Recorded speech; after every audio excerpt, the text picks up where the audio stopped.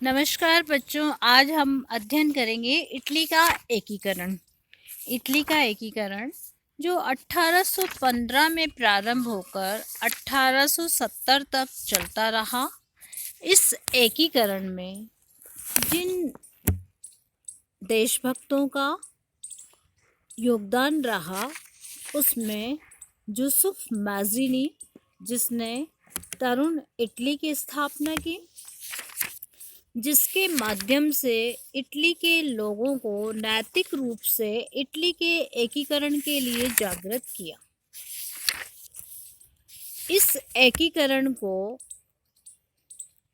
सफल बनाने में काउंट कैबूर की भूमिका को नहीं भुलाया जा सकता। उसके द्वारा इटली के एकीकरण के लिए सार्थक प्रयास किए गए। सार्डिनिया पिडमांट के सम्राट विक्टर इमैनुअल के द्वारा भी इटली के एकीकरण के लिए महत्वपूर्ण भूमिका निभाई गई। गैरिबोल्डी, जिसे इटली का गांधी कहा जाता है और जिसकी नैतिक तलवार से इटली का एकीकरण पूर्णता को प्राप्त हुआ। तो बच्चों, इस वीडियो में हम देखेंगे इटली का एकीकरण किस प्रकार हुआ।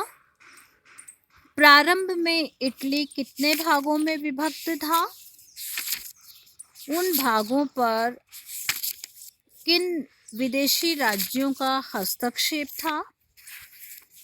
फिर देखेंगे हम इटली के एकीकरण में क्या क्या बाधाएं थी। इसके बाद हम देखेंगे कि इसके सहयोगी तत्व क्या क्या रहे।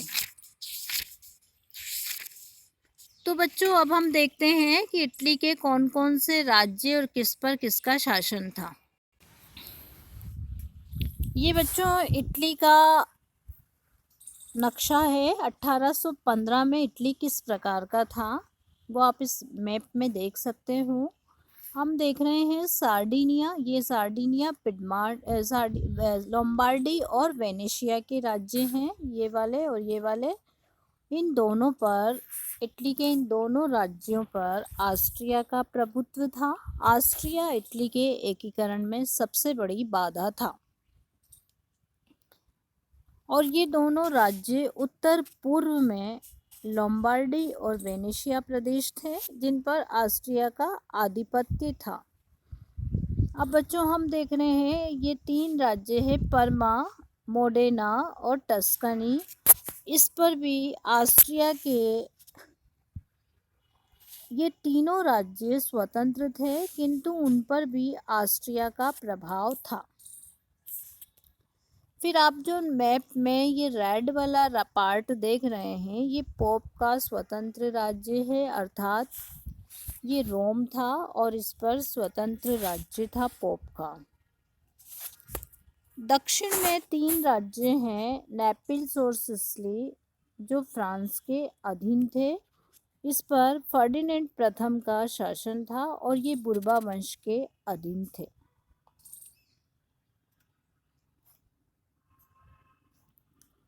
ये नई व्यवस्था पूरी तरह से निरंकुश थी, प्रतिक्रियावादी थी और भ्रष्ट थी। इटली की इस दयनीय स्थिति का चित्रण करते हुए मैजीनी ने कहा, हमारा कोई झंडा नहीं है, हमारा कोई एक राजनीतिक नाम नहीं है, यूरोपीय राष्ट्रों में हमारा कोई स्थान नहीं है। मैजीनी ने यह भी कहा कि हम 8 राज्यों में विभाजित हैं, सभी एक दूसरे से स्वतंत्र हैं। इन 8 राज्यों की भिन्न भिन्न मुद्राएं हैं जो सबको अलग अलग और अजनबी बना देती हैं। मैटरनिक ने भी लिखा कि यहाँ का एक प्रांत दूसरे प्रांत के विरुद्ध, एक नगर दूसरे नगर के विरुद्ध, एक वंश दूसरे वंश के विरुद्ध है, सभी मनुष्य एक दूसरे के विरुद्ध हैं।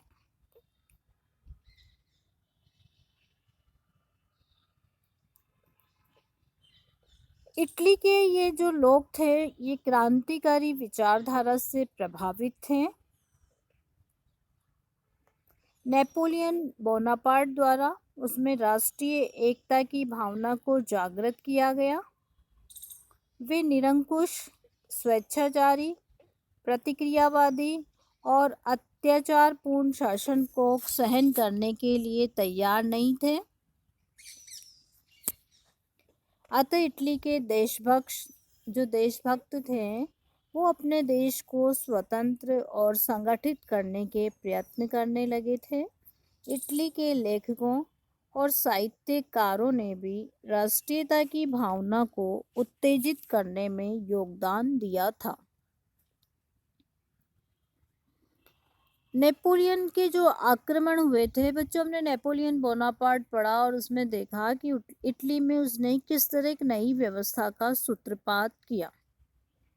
एक संगठित और एक रूप शासन स्थापित होने के फलस्वरूप इटली के लोगों में राष्ट्रीय एकता और स्वतंत्रता की भावना जागृत होने लगी।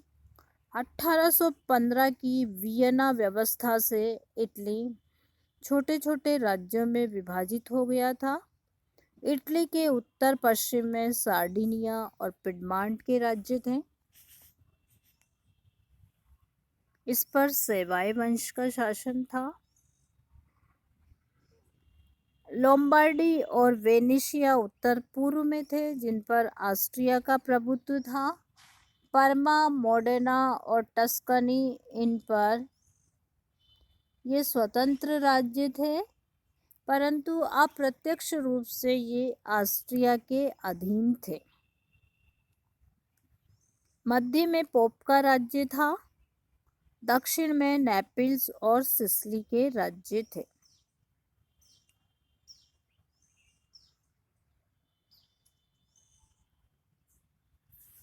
और इसी स्थिति को जो विभिन्न भागों में विभक्त इटली था, इसके संबंध में ही मैजिली ने ये कहा था कि हम 8 राज्यों में विभक्त हैं, हमारा कोई स्थान नहीं है यूरोप के राज्यों में।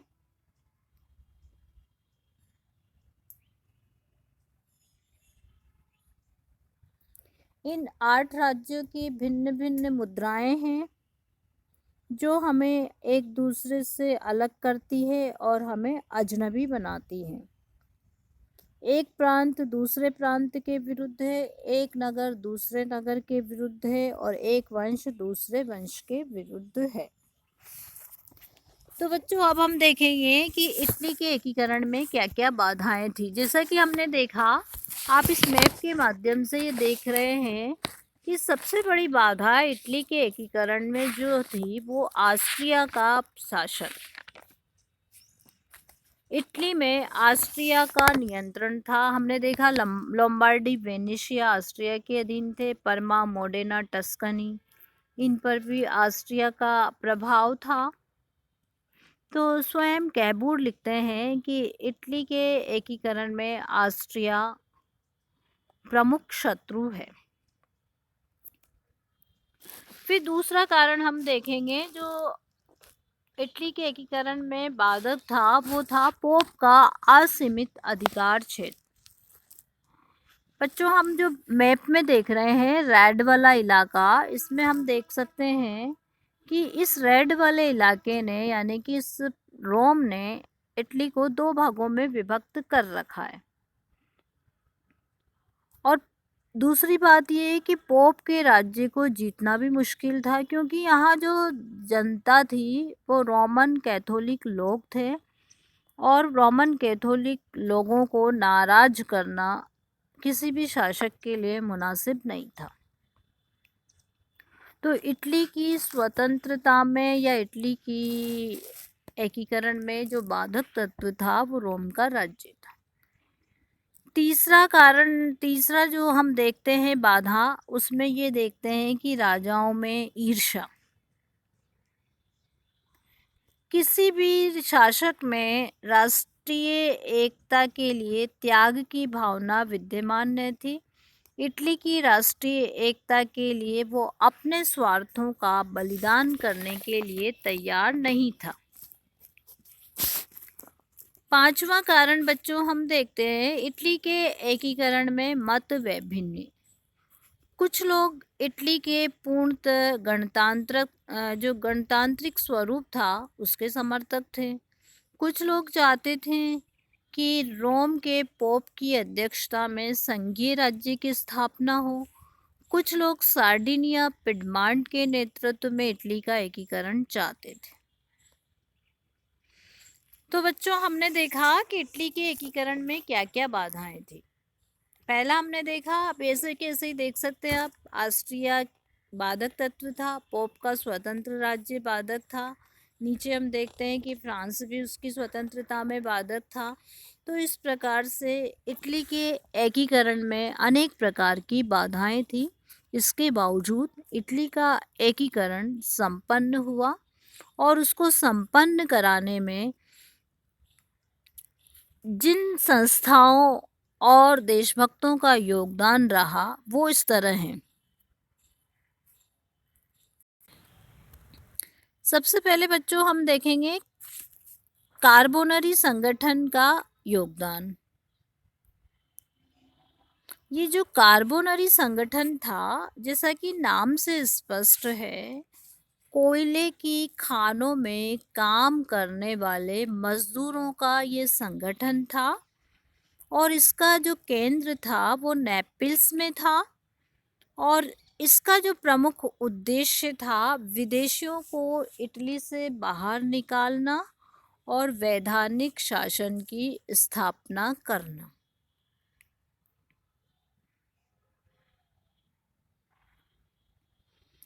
इसने अपना एक प्रमुख झंडा भी बनाया था जो काला, लाल और नीला था। इसकी शाखाएं जो कार्बोनरी संस्था थी, ये एक प्रकार का गुप्त संगठन था जिसकी शाखाएं पूरे इटली में व्याप्त थी।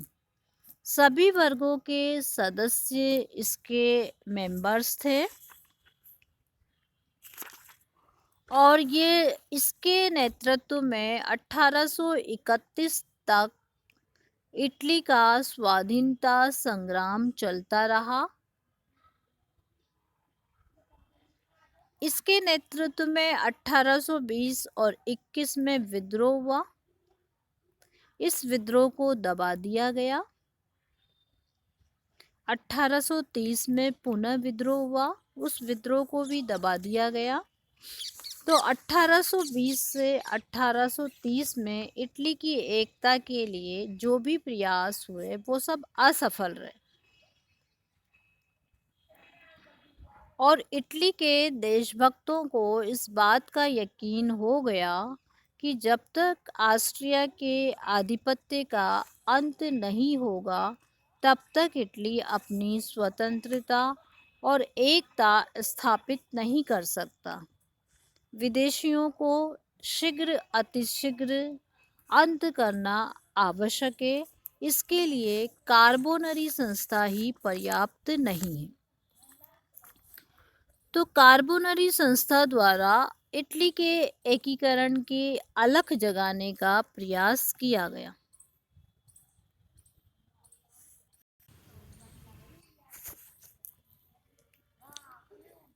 कार्बोनरी संगठन हमने पढ़ लिया बच्चों। आपके वन वर्ड में ये क्वेश्चन भी आ सकता है, कार्बोनरी संगठन कहाँ पर सक्रिय था। आपको लिखना है इटली के एकीकरण के लिए इसके द्वारा प्रयास किया गया। कहाँ बनाया गया था? नेपिल्स में बनाया गया था। इसका प्रमुख उद्देश्य क्या था ये आपको बताना है और इसके नेतृत्व में कहाँ कहाँ पर विद्रोह हुआ ये जानकारी आपको होनी चाहिए। फिर जो दूसरा प्रयास किया गया मैजिनी के द्वारा किया गया, इसने एक संगठन बनाया, उसका नाम था यंग इटली। तीसरा प्रयास कैबूर के द्वारा किया गया।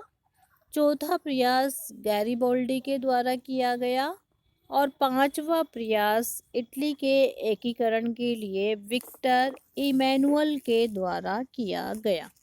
इन सभी के सामूहिक प्रयासों से इटली का एकीकरण पूर्ण हुआ।